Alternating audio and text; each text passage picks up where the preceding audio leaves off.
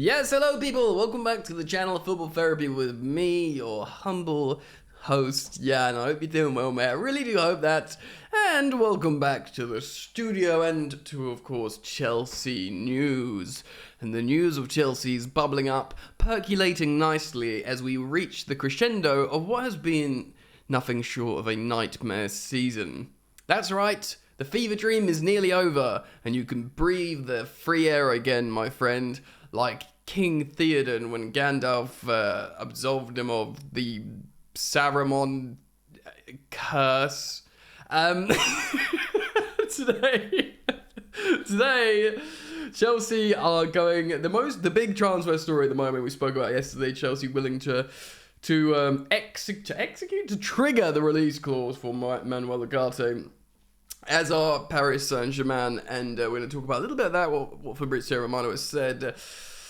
And Matt Law's written an article on Todd Boehly missing Chelsea's walk of shame. Excuse me. So I'm very interested to learn what he has to say about that. Thanks for joining me. I really do appreciate my viewers. I do feel like my head is out of the studio. What if I move back a little bit? There you go. It's more like chill. I'm chill. The season's nearly over. Thanks for joining me as we go through this today. If you want to support the content, please do consider liking this video to show me that you like it. And if you do subscribe, make sure you hit that sweet, sweet bell, baby. All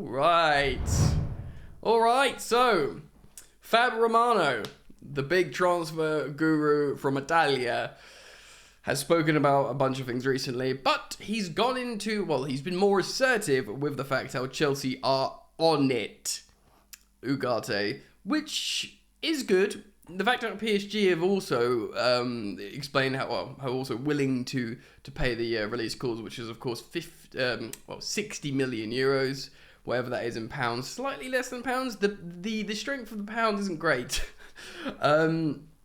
So both, and they'll make a profound profit on him. We've spoke like in a couple of years they'll make 55 million euro profit. He cost them like 5 million euros.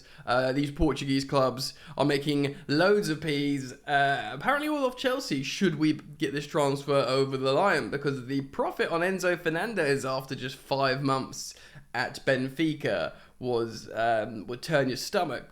Now their rivals, Sporting Lisbon, are looking to do something not to the same extent, but also take advantage of either Chelsea or Paris Saint-Germain with Ugarte. Now he's clearly a player we need. We've spoken about this at length, needing a defensive-minded central midfielder to partner Enzo Fernandez, and with Ugarte, they could communicate, obviously, in terms of speaking the language. And reports are suggesting that this is being pushed a little bit more from Maurizio Pochettino. I guess the fact remains everyone wants Declan Rice, the sort of all-round CDM that performs highly in the Premier League. Chelsea aren't in the Champions League. Chelsea have apparently completely messed up negotiations with Declan Rice and his camp, and therefore that is seemingly off the table. Now, it's not Ugarte or bust for Chelsea, Fabrizio Romano explains. But we're also looking at Moises Caicedo, very young, of course, Ecuadorian midfielder, 21 years old. Brighton player, would cost a lot of money. A lot of us have PTSD with Brighton. Though, despite us getting fleeced by Brighton over and over, they actually quite like Chelsea, probably because we've given them a lot of money for a footballer, for all their staff, and also, of course, loaning them Levi Colwill, who did very, very well, who we spoke about in yesterday's video as well. Not Ashworth, because he went to Newcastle. The other geezer, I've forgotten his name, the big boy at Brighton. He says he quite likes Boehly. He says even if he thinks, behind closed doors, what a mug, we're making loads of money off this guy. He probably, still has him in a positive favour because he was straight talking with him. He says he likes how he does business. He didn't mess with his head or stress him out, and maybe that will put us in good favour moving forward. And the fact remains, I don't think they'll have any like sympathy for Graham Potter going wrong, because that's on us. That's nothing to do with them. You know, they just whatever. And not only like they got better. They qualified for Europa League, bro. Brighton. That is absolutely historic. And De Zerbi looks like an absolute monster of a coach. So they're feeling good. They're feeling good with everything that's happened with Chelsea. Whether it's evolving with De Zerbi, or making loads of money off the staff going, or making a horrendous amount of money off selling Mark Cucurella to us, or just being happy that they got a really good season out of Levi Colwill on loan. Chelsea are their friends. So hopefully they'll go, you know what? We were going to sell Caicedo to Arsenal for 72 million, but we'll sell him to you for 50? I don't know. Anyway, look, point being, Ugarte's not the only player we're looking at, although it is reported that he's recommended by Maurizio Pochettino because he wants more of a defensive CDM. I guess more like a Moussa Dembele style player from he had like at Tottenham. He doesn't really want like a regista, probably because he'll play Enzo Fernandez in front of Ugarte slightly, and Enzo can just make the passes, make these are progressive movements, and then obviously Ugarte can just stop transitions and defend the back four. A little bit old school, a little bit Nemanja Matic style, which I think many of us Chelsea fans who remember success and Premier League winning titles of late, at least the last two, would be like, yes, Matic.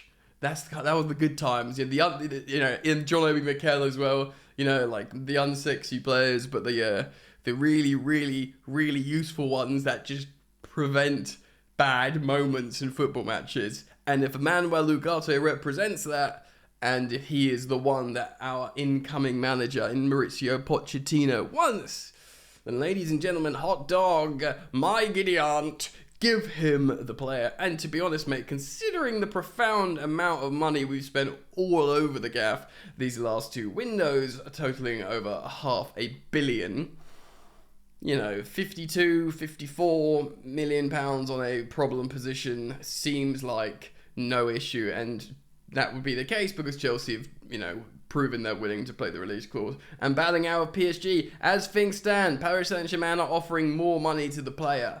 But the player has an opportunity to still earn a lot of money at Chelsea and play in the Premier League. Of course, PSG will always have Champions League football, but does he want to go to PSG in Liga? Many players will want to, but some won't.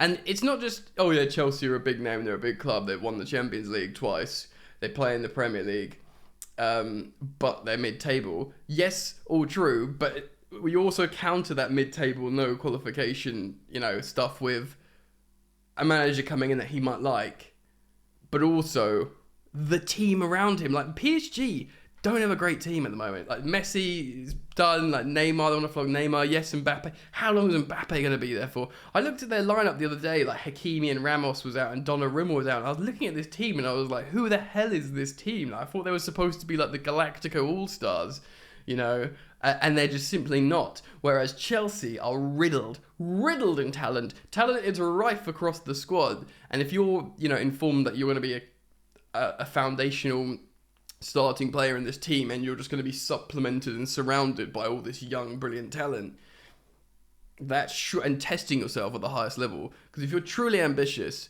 you don't play for PSG in Liga. You play for mid-table Chelsea in the Premier League. That's how you test your ability, man. Anyway, let's move on. We've spoken enough about Ugarte. Alright, so make sure you let me know what you think about him and the battle with PSG. In the meantime, Matt Law's talking about Todd Boehly missing Chelsea's walk of shame at the end of the club's worst ever Premier League season on Sunday, which is tomorrow. Worst ever Premier League season. It's the worst ever. That's just not me going, oh, it's the worst ever. No, that's me telling you, it's the worst ever. Chelsea host Newcastle United in their final game, already guaranteed to finish with their lowest Premier League points total. And Boehly, who is the club's chairman and co-controlling owner, may not be at Stamford Bridge to personally witness any lap of appreciation. pause. I want to take this opportunity to take my hat off to Chelsea fans. Look at the curls. Who have supported the team really, really well in what is literally the worst Premier League season ever for Chelsea. Maybe because they want to support Frank, which is great, but just like, the humour in it as well. You're nothing special, we lose every week, all that kind of stuff. Like, you need that in football, that kind of like, gallows humour stuff. And yeah, the Chelsea fans have, been absolutely exemplary, I think. So I don't think they're going to like boo these players walking around Stamford Bridge. I think they're going to be like, yeah, you were terrible, but it's been terrible, and let's just forget about it. Cesar, thank you. Even like, Ziyech, cheers for coming for the vibes, man. Like, you think you scored in the Champions League run. Whatever, just like, none of us wanted this. See you later. I don't think it will be toxic at all. But hey, what do I know? Boehly's co-controlling owner, Badadek Boehly, is scheduled to be in attendance despite missing Wednesday's defeat. What a lucky MF against Manchester United at Old Trafford through illness. For what could be an uncomfortable moment at the end of what's been a chaotic first season in charge. As is tradition of all Premier League clubs, Chelsea players normally re-enter the pitch after the final whistle for the final home game of the season to thank the fans for their support and embark on a lap of appreciation, which would be more akin to a walk of shame this year. Of course, you could edit in the shame bell from Game of Thrones. Tottenham players were last booed on their own walk of shame last week. Booed. Thing is, like, look, man, it's unbecoming to laugh at this stuff, but I didn't see that sentence coming. I didn't know it happened, and it's very funny.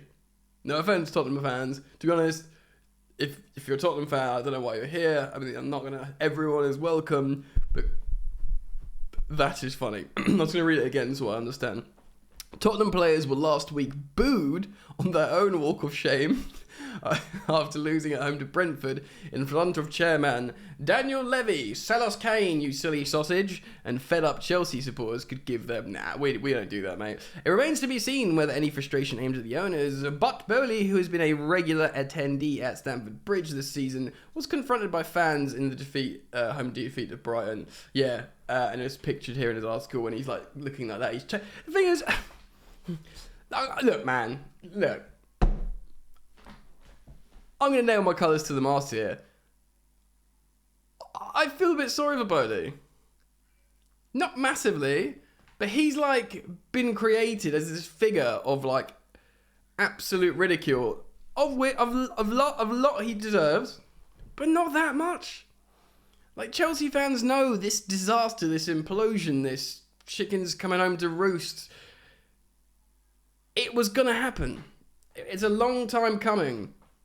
So, Gary Neville, people on Talksport, like Sky Sports, people on Talksport, I was listening to the Athletic podcast thing. They all just literally call them, the football ramble. I listen to, by the way, I sort of absorb way too much football content in terms of especially podcasts.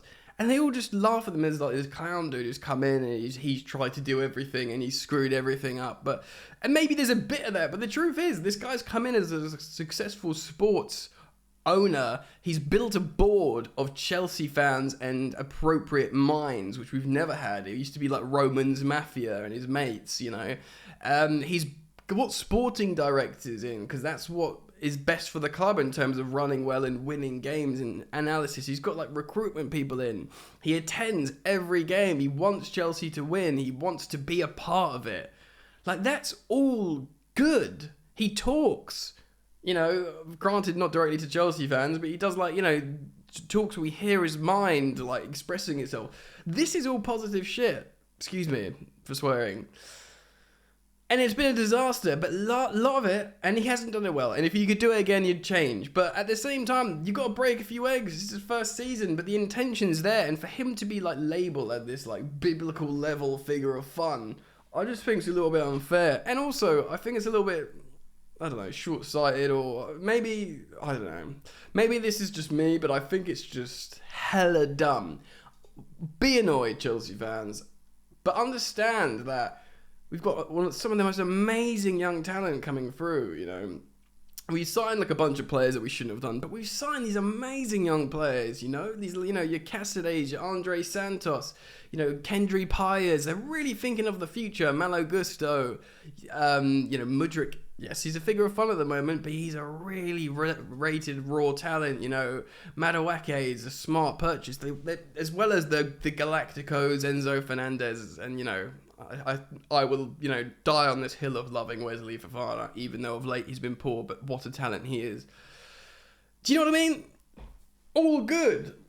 But because we've had this one season that is partly to blame with him, but partly to blame with everything that's been slowly crumbling with Chelsea, that Tuchel papered over the cracks by winning a cup competition in the Champions League. It's just we're here now, and this is where we're at. So yeah, I think Chelsea fans more than most know that, but I just wanted to express my opinion on that there. There would also be correlation between Boehly's absence and the report this week claiming he has scaled back his involvement in Chelsea. The plan since appointing, of course, the sporting directors Stewart and Winstanley, and with Chris Jurassic coming in as a chief executive, has always been for Boehly and Igbali to gradually hand over more responsibility from the day-to-day running of the Blues. Yes, that was always the plan. They said it in their other sports, franchises, that they get in, they have a look at what's going on, they bring in appropriate people who they deem is the best in class to run it, and then they walk away. That's what they did here. Yes, it was a terrible season, but again, in theory, it's all fine. It's understood that Boehly has been in the United States on other business this week, although the billionaire is able to change his plans and get on a plane at late notice should he wish to, which leaves open the possibility of him making a late dash to the Newcastle game. The walk of shame could act as a farewell for Mason Mount, of course, as well. Well, it could do. Let's hope not. Well, I hope not. I know he remains a divisive character. I hope he stays. Or I hope he doesn't go to a Premier League rival and plays well for 8 years plus. That's what I hope. But, life happens to people, and you don't always know what's going to happen. Still, I remain positive for Chelsea's trajectory. Because I have to. I have to believe. It's like, I'm not going to make another Lord of the Rings reference. Yes, I watched Lord of the Rings recently.